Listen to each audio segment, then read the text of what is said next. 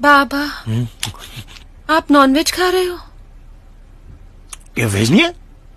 ठीक।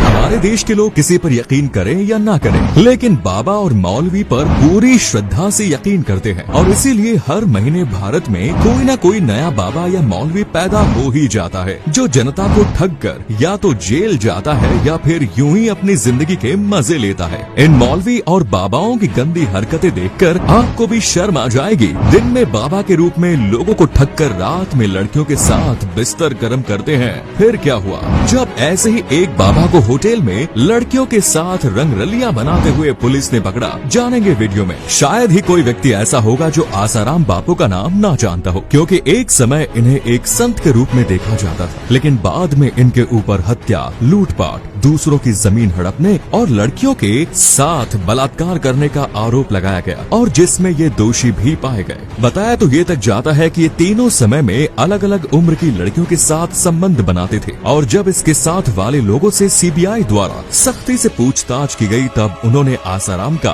सारा काला चिट्ठा खोल दिया, जिसे सुनकर सीबीआई अफसरों के भी होश उड़ गए। मामले की जांच के बाद आसाराम को सजा हो गई और तब से ही वो जेल की हवा खा रहा है और इनका बेटा भी कोई दूध का धुला नहीं है। नारायण साईं पर भी काले धन को छुपाने का आरोप लगाया गया और आलम तो ये है कि इसकी अपनी बीवी ने भी इस पर कई आरोप लगाए, जिनमें से सबसे बड़ा आरोप यह है कि नारायण साईं के कई महिलाओं से न सिर्फ अनैतिक संबंध है बल्कि उनके साथ इसके कई बच्चे भी हैं और वो कोई साधु संत नहीं बल्कि एक नंबर का अय्याश है और फिलहाल ये सूरत की जेल में अपने इन काले कारनामों की सजा काट रहा है। अब इस मौलवी को देखिए। आमिर नाम के इस मौलाना की खासियत ये है कि इसे अपने से छोटी उम्र की लड़कियां बहुत ही ज्यादा पसंद आती है, जिनके साथ ये हवस शांत करने के लिए रात भर बिस्तर गर्म करते हैं। ये पेशे से मौलवी के अलावा एक शिक्षक भी हैं, जो अपने अंदर की गर्मी को शांत करने के लिए अब तक 4 शादियां कर चुके हैं और इन शादियों का एज डिफरेंस इतना ज्यादा है कि उसे जानकर आपको भी शौक लग जाएगा। मौलाना आमिर के मुताबिक पहली बीवी मुझसे 5 साल छोटी थी, दूसरी बीवी मुझसे 10 साल छोटी थी, तीसरी बीवी मुझसे 15 साल छोटी थी, चौथी है 20 साल छोटी है।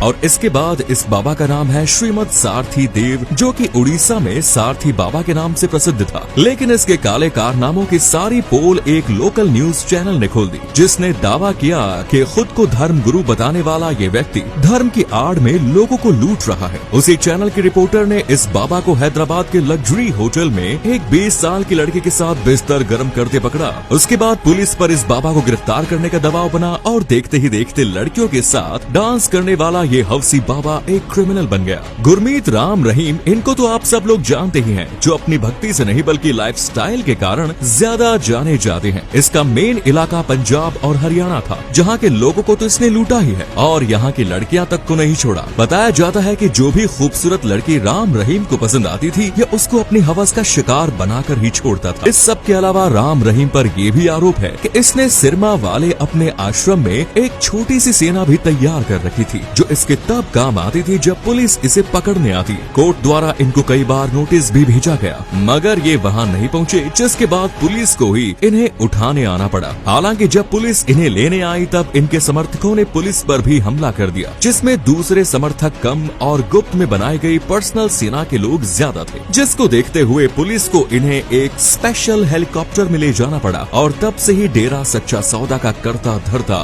राम रहीम 20 सालों के लिए जेल में बंद हो गया। और इस बाबा के बारे में क्या ही बताएं। दरअसल स्वामी नित्यानंद एक ऐसा ढोंगी बाबा है जिसकी काली करतूतें जानकर खुद पुलिस भी अपने होश खो बैठती है। एक बार इस बाबा की एक कैमरा रिकॉर्डिंग लीक हो गई, जिसमें एक सस्ती सी एक्ट्रेस स्वामी नित्यानंद के ऊपर थी और ये उसके नीचे, जिसको देखकर पूरा दक्षिण भारत की लोग इस बाबा को मारने पर उतर आए और फिर देखते ही देखते एक के बाद एक करके यौन शोषण के मामले इस बाबा पर लगते रहे, जिनके मद्देनजर बाबा को पुलिस ने पकड़ लिया। लेकिन जल्द ही बाबा को जमानत भी मिल गई। इस सब के बाद नित्यानंद के मौके का फायदा उठाया और वो नेपाल चला गया, जहां से ये फ्लाइट के जरिए एक्वाडोर पहुंच गया। बलात्कार के दोषी इस बाबा के इस 7 समंदर पार भाग जाने के चलते पुलिस न सिर्फ हैरान हुई बल्कि उसे लोगों की आलोचना का भी सामना करना पड़ा। संत रामपाल की बात करें तो शायद ही आप यकीन कर पाओगे कि ये एक समय पर हरियाणा के सिंचाई विभाग में सरकारी नौकरी किया करते थे, लेकिन वहाँ इनका मन नहीं लगा, जिसके बाद इन्होंने न सिर्फ धार्मिक और आध्यात्मिक ग्रंथ पढ़ना शुरू किया,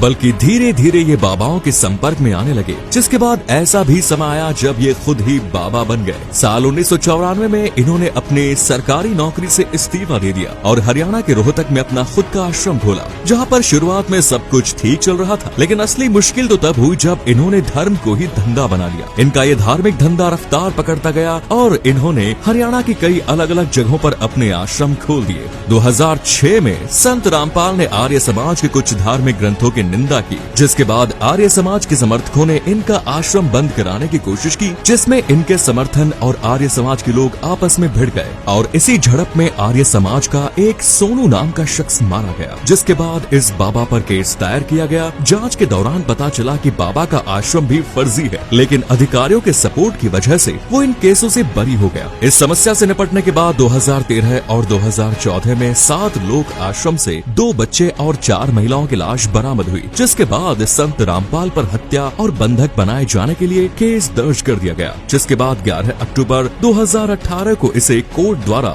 दोषी ठहराया गया और तब से लेकर आज तक ये उम्र कैद की सजा के तहत जेल की हवा खा रहा है। धन्यवाद।